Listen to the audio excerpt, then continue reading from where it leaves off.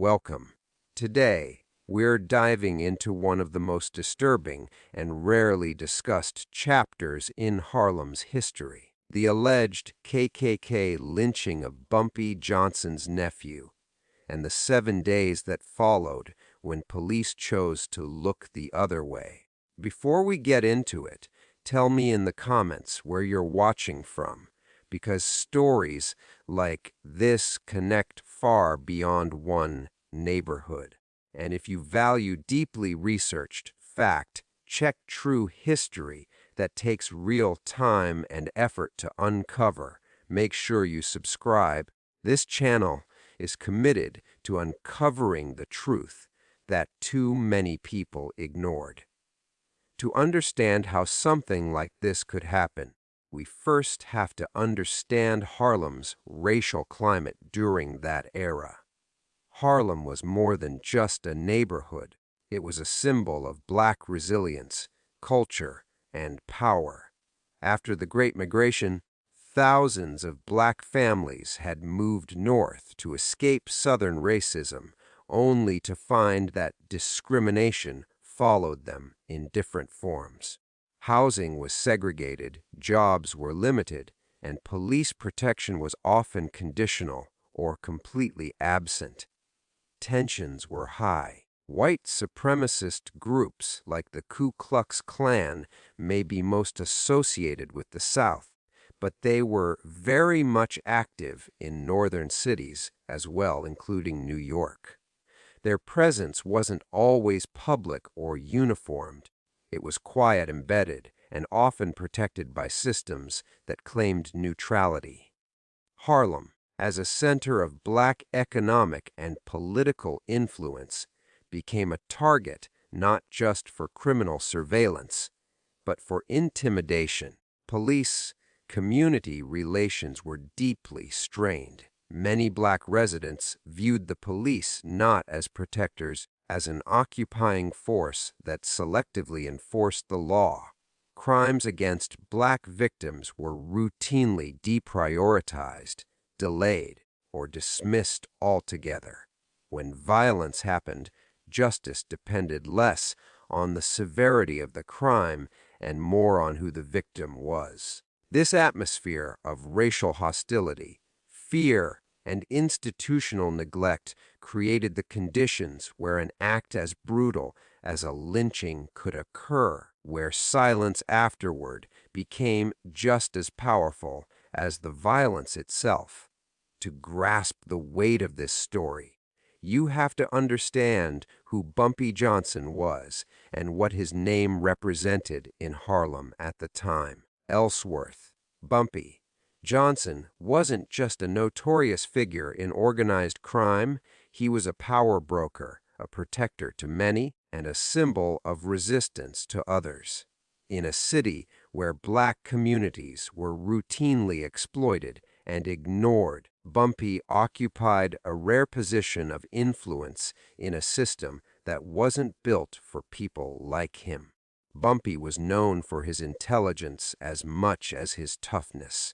He read philosophy, quoted poetry, and understood power, how it moved, who controlled it, and how to use it. While he was undeniably involved in illegal operations, many Harlem residents saw him as someone who filled a void left by the government and police. He helped families pay rent, supported local businesses, and intervened when outsiders threatened the neighborhood. To some, he was a criminal. To others, he was protection. That influence made his name both respected and feared. Law enforcement watched him closely. Rival gangs challenged him carefully, and white supremacist groups viewed him as a direct threat, not just because of his criminal ties, but because he embodied black authority in a segregated society. Bumpy Johnson represented something dangerous to the racial power structure of the time, a black man who could not be easily controlled. So, when violence touched someone in Bumpy Johnson's family, it wasn't just a personal matter, it was political. Any attack connected to his bloodline carried meaning.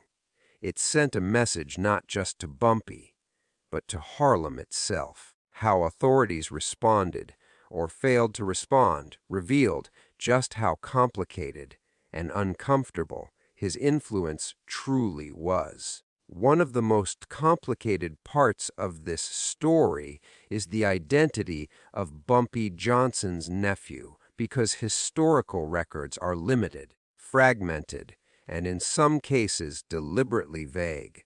Unlike Bumpy himself, whose life was heavily documented by law enforcement and the media, his family members largely lived outside the public eye. That wasn't accidental. Being related to someone as powerful and controversial as Bumpy Johnson could be both a shield and a target. What is known is that his nephew was a young black man living in or around Harlem during a period of intense racial hostility. He was not a public figure, not a criminal leader, and not someone with the protection that Bumpy's reputation alone might suggest. Like many young men in Harlem at the time, he existed in a space where simply being black, visible, and connected by name or rumor to power could put a target on your back. There are no widely accepted records that he was involved in organized crime, which makes the violence against him even more chilling. If anything, his connection to Bumpy Johnson appears to have been symbolic rather than strategic. His identity mattered less for who he was as an individual and more for what his last name represented. In racially charged environments, bloodlines can become statements and relatives become leverage. The lack of detailed documentation about his life also speaks to a larger issue: whose stories were preserved and whose were allowed to disappear. Black victims of racial violence, especially those without status or influence, were often reduced to footnotes if they were recorded at all. His anonymity today is not a reflection of his importance, but of a system that failed to value his life enough to fully document it. Understanding who he was means acknowledging both what we know and what was lost to silence. He was not just Bumpy Johnson's nephew. He was a person whose life was cut short and whose identity became overshadowed by fear, power, and a justice system that never fully told his story. The events leading up to the lynching didn't begin with violence. They began with tension. In Harlem at the time, daily life was shaped by unspoken rules about where black residents could go, how they were expected to behave, and who was allowed to wield authority. Any perceived challenge to that order, no matter how small, could escalate quickly. For someone connected by blood to Bumpy Johnson, even ordinary movements could be watched, misinterpreted, or deliberately provoked. In the days before the killing, there were signs that something was wrong. Reports and community recollections point to increased harassment, whispered threats, and a growing sense of danger. Whether the nephew was followed, confronted, or simply marked by association, the pressure was building.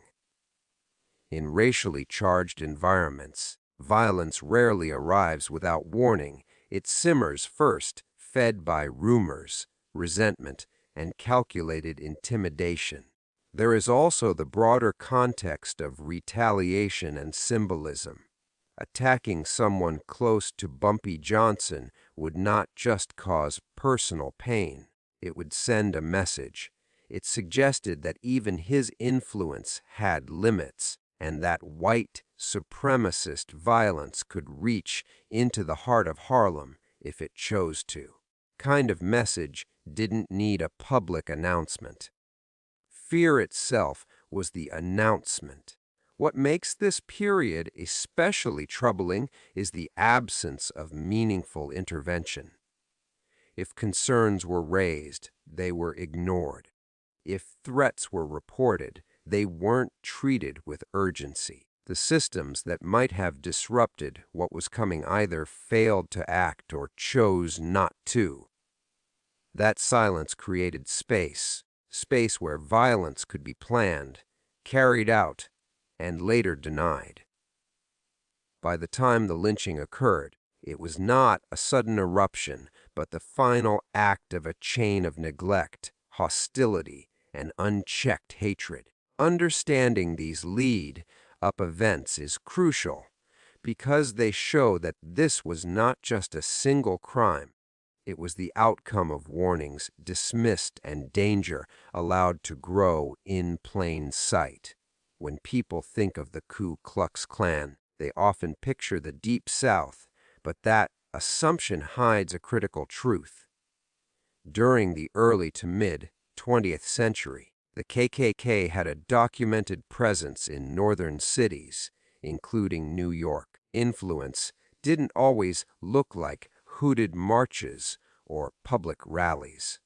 In places like Harlem and surrounding neighborhoods, it was quieter, more embedded, and far more difficult to confront. In New York, the Klan and similar white supremacist networks operated through intimidation, informal alliances, and sympathetic individuals within institutions. They didn't need to openly claim responsibility to exert power. Fear did the work for them. Rumors, threats, and selective violence were often enough to remind black communities that racial boundaries were still being enforced, just in less visible ways than in the South. Harlem, as a center of black culture, business, and political awareness, stood in direct opposition to the ideology of white supremacy. That made it a symbolic target. Any act of racial terror carried out in or near Harlem wasn't just an attack on one person, it was a warning to the entire community. The message was clear: northern cities were not immune, and safety was never guaranteed.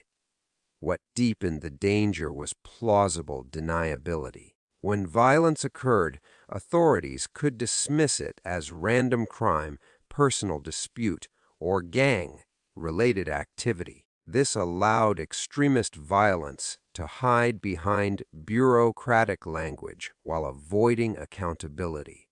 If no one officially acknowledged the KKK's involvement, then no one had to confront it. The alleged presence of the KKK in New York isn't just about numbers or membership lists, it's about influence. It's about the ability to act without consequence, to rely on silence, and to trust that institutions would look the other way. In that context, the lynching was not an isolated act of hatred, part of a larger pattern of intimidation that thrived in the shadows of denial. The discovery of the crime was as disturbing as the act itself, not just because of what was found, but because of how it was handled. According to community accounts and later recollections, the victim's body was discovered in a manner that left little doubt about the nature of the killing.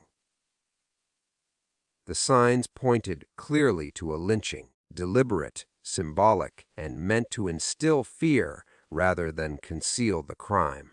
What's striking is how public the aftermath was. This was not a case where the body was carefully hidden or quickly removed to avoid attention.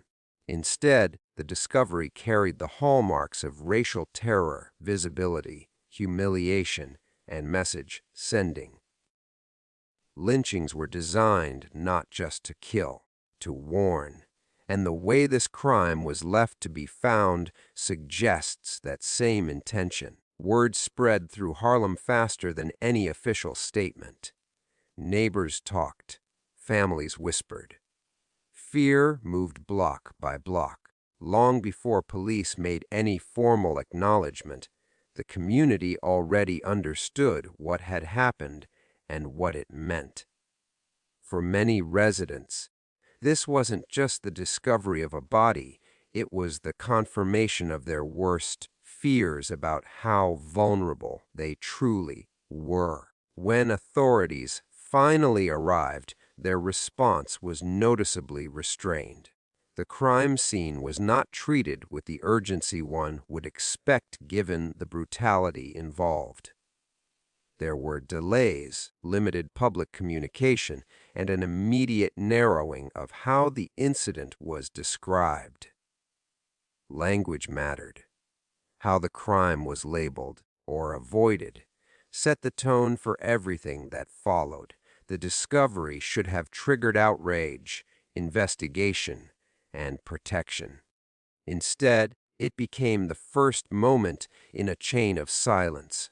And in cases like this, the way a crime is discovered and how quickly it is minimized can be just as revealing as the crime itself. The reaction in Harlem was immediate, intense, and deeply emotional, but largely contained. News of the lynching spread quickly through word of mouth, long before any official explanation was offered. People didn't need press releases to understand what had happened. The nature of the violence spoke for itself, and for many residents, it confirmed long-held fears about how little their lives were valued by the system meant to protect them. Anger ran just beneath the surface. This wasn't just grief for one life lost, it was rage built from years of mistreatment, ignored complaints, and unanswered violence. Many in the community believed that if this could happen to someone connected to Bumpy Johnson, someone whose name carried weight, then anyone was vulnerable. That realization shook Harlem deeply. At the same time, fear shaped how that anger was expressed. Public protests were limited.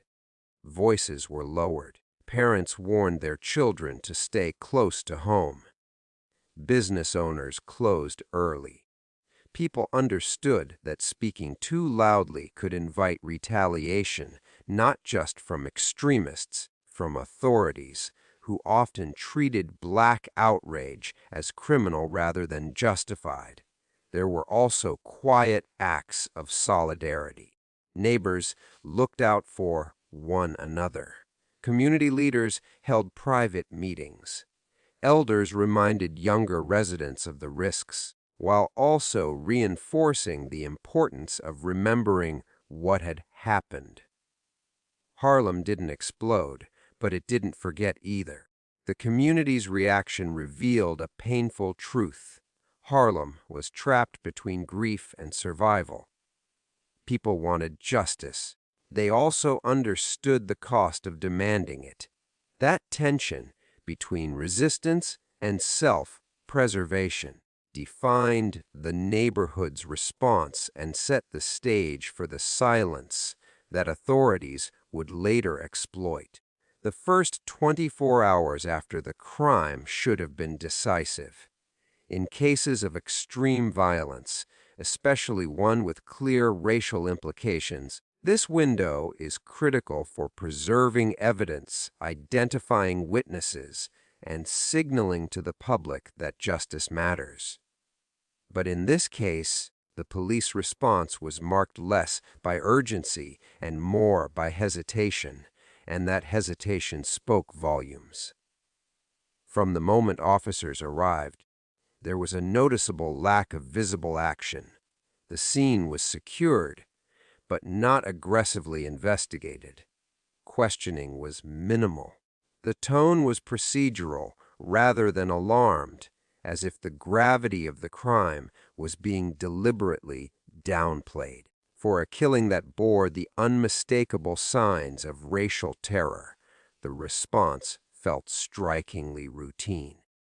Community members quickly noticed what wasn't happening. There were no rapid press briefings, no public calls for information, no reassurance that the city was taking the incident seriously. Instead, official language remained vague, carefully avoiding terms that would acknowledge the true nature of the crime. This early framing mattered. It set the boundaries for how far the investigation would go. Within Harlem, this silence was interpreted clearly. Many residents believed the police were either unwilling or afraid to pursue the case aggressively. Whether due to institutional racism, fear of provoking racial tension, or reluctance to confront extremist elements, the effect was the same, a message that justice was not a priority. Those first 24 hours laid the groundwork for everything that followed. What should have been a moment of accountability became the beginning of delay, and in communities that have long experienced selective enforcement, delay is rarely accidental, it is often a decision. The days that followed were not marked by progress, but by absence. As hours turned into days, it became increasingly clear that the investigation had stalled or had never truly begun. Leads were not publicly pursued. Witnesses were not actively sought, and no meaningful updates were shared with the community. What should have been a rapidly unfolding investigation instead dissolved into silence. For 7 days, Harlem watched and waited. Each day without action sent a stronger message than the last. This case was not being treated as a priority. In communities familiar with injustice, inaction is rarely neutral. It signals disinterest, avoidance, or a calculated decision to let time dull outrage and scatter evidence. And that appeared to be exactly what was happening. Behind closed doors, speculation grew.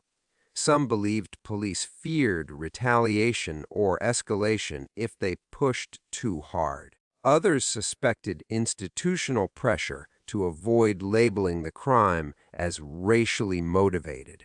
There were also concerns about unspoken alliances, about who might be protected if the truth were fully exposed. Whether any single explanation is correct almost matters less than the outcome. Nothing happened. During those 7 days, fear filled the vacuum left by law enforcement. Parents altered routines. Community leaders urged caution. People understood that if a lynching could occur without consequence, then safety was an illusion.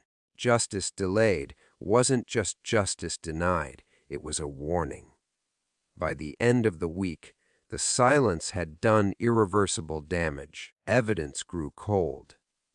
Witnesses grew quieter, and the possibility of accountability slipped further away. The 7 days of inaction weren't a failure of time, they were a failure of will. One of the most telling aspects of this case was not just what the media reported, but what it didn't.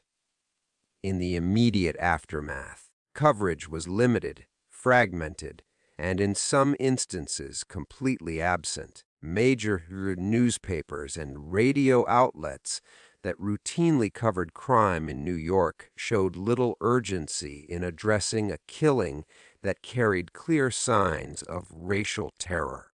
When mentions did appear, they were often brief, buried, or stripped of context. Language played a crucial role. Reports avoided charged terms and framed the incident in vague or neutral ways, leaving out details that would have forced readers to confront the gravity of what had happened. By not naming the act for what it appeared to be, the media helped soften public reaction and reduce pressure on authorities to act. Silence, in this case, functioned as a form of editing. There were also structural reasons for these gaps. black victims, especially those without public status, were frequently deemed less newsworthy. Stories involving racial violence risked upsetting advertisers, political allies, or the image of northern cities as more progressive than the South. Acknowledging a lynching in Harlem would have challenged that narrative. Many outlets weren't willing to do that.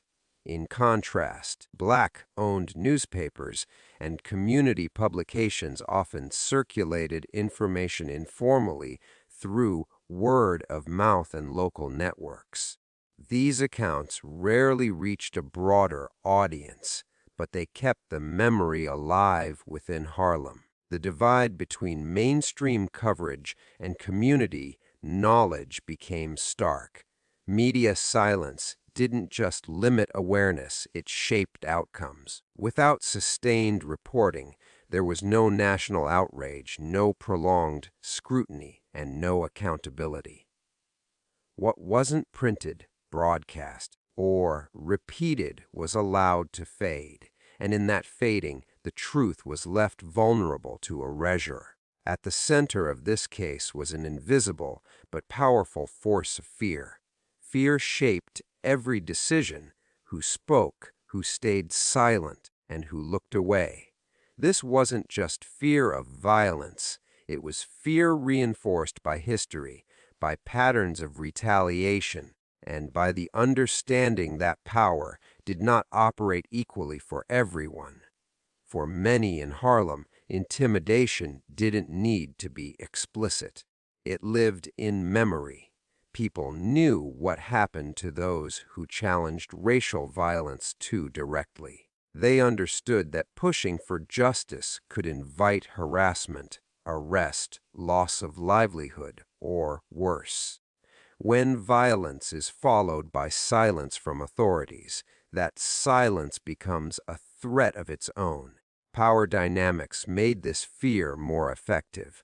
White supremacist violence relied not only on physical acts, but on institutional weakness, or cooperation, to sustain itself. If law enforcement failed to act, it empowered those responsible.